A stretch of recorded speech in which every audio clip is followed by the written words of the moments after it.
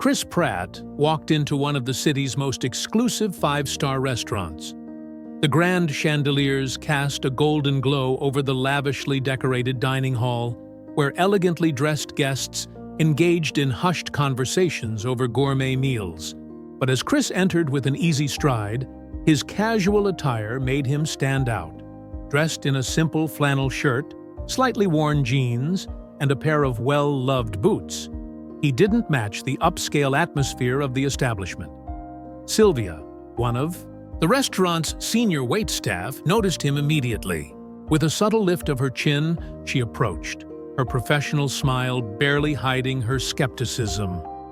Before we continue this story, let us know where you're watching from. If you enjoy stories like this, subscribe to the channel, because tomorrow, at 12:30 p.m., we have another special story for you. Good evening, sir.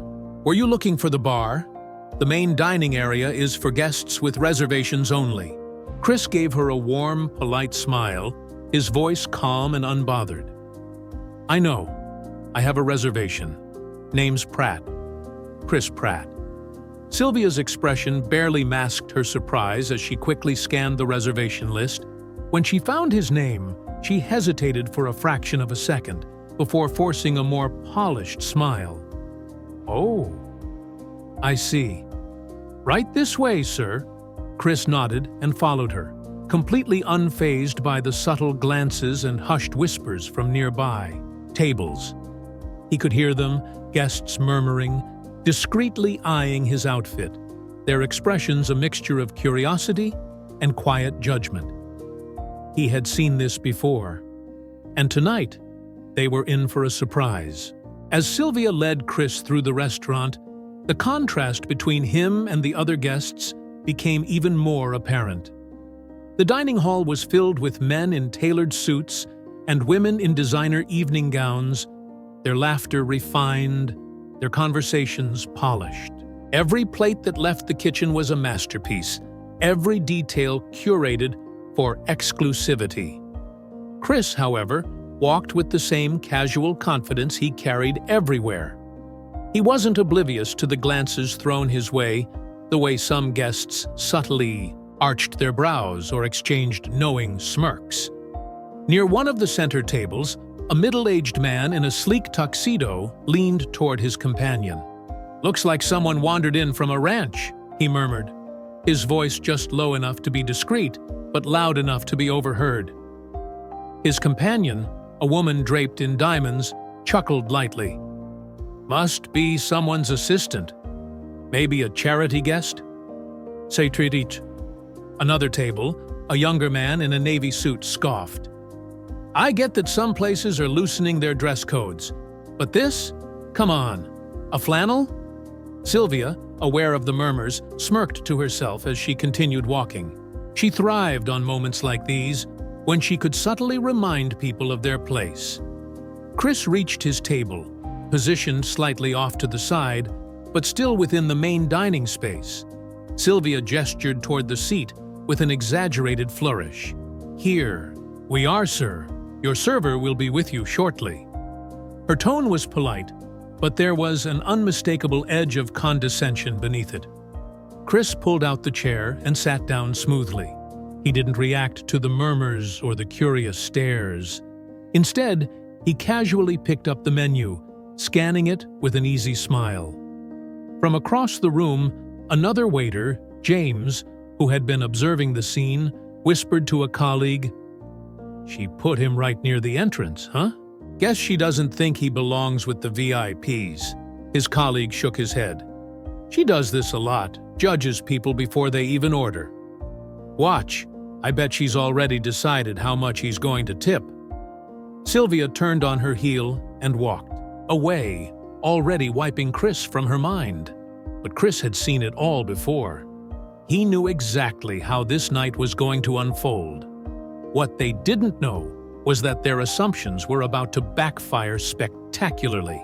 Chris leaned back in his chair, casually flipping through the menu. He wasn't in a rush.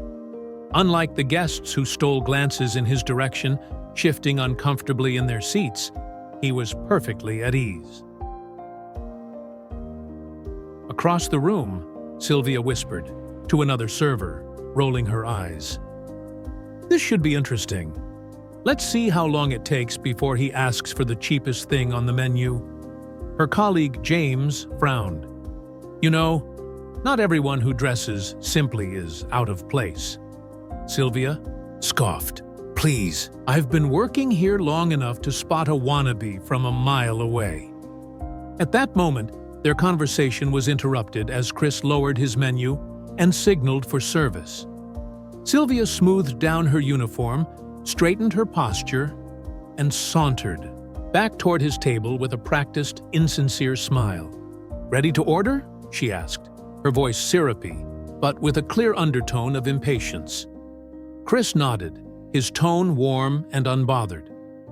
I'll have the filet mignon with truffle butter, the chef's seasonal vegetable selection, and the aged balsamic. Reduction. For a split second, Sylvia's professional mask cracked. She hadn't expected that. And to drink? She asked, recovering quickly. A glass of your finest red, Chris said with a grin. Sylvia pursed her lips. She had been sure he'd ask for tap water, maybe a basic house beer at best. She quickly jotted down the order, clearing her throat. You do know the filet mignon is one of our premium dishes, correct? She said, her tone laced with condescension. Chris met her gaze with calm amusement. I'd hope so. That's why I'm here. Sylvia forced a tight-lipped smile and turned to leave, her heels clicking against the marble floor a little sharper than before. Meanwhile, at the table next to Chris, an older gentleman who had been quietly observing the exchange smirked to himself and whispered to his wife. She really thinks she knows everything, doesn't she? His wife chuckled. She's about to learn otherwise. Chris, still relaxed, drummed his fingers lightly on the table as he waited for his meal. The whispers continued, the curious glances lingering a little longer. They had already judged him, but soon their assumptions would crumble in the most unexpected way. As Chris waited, the hushed murmurs around him only grew. Guests at nearby tables stole quick glances, their curiosity barely masked. At the server's station, Sylvia leaned in toward James, smirking. I give him 10 minutes before he realizes he's out of his depth and walks out. James sighed. You're making a lot of assumptions, Sylvia. Sylvia scoffed. Please, look at him. Probably some small-town guy trying to impress a date who didn't even show up. James frowned, but before he could respond, the head chef, a distinguished man with decades of experience, approached. He handed a carefully plated filet mignon to a food runner and glanced at the ticket. Who ordered this? He asked. Table 12, the runner answered, motioning toward Chris. The chef's brow lifted slightly. He then noticed Sylvia watching with crossed arms. You seem invested in this order. Sylvia shrugged. I just think some people should know their limits before walking into places like this. The chef chuckled under his breath, shaking his head as the runner left with the dish. Back at Chris's table, his food was placed before him with the precision and elegance expected of a five-star establishment. Enjoy your meal, sir, the runner said professionally. Chris smiled. Thank you. It looks incredible. From across the room, Sylvia smirked and muttered to herself. Let's see if he even knows how to eat it properly. But as Chris picked up his fork and knife, taking his first bite with the ease of someone who had dined at places like this before, the smirk on Sylvia's face faltered.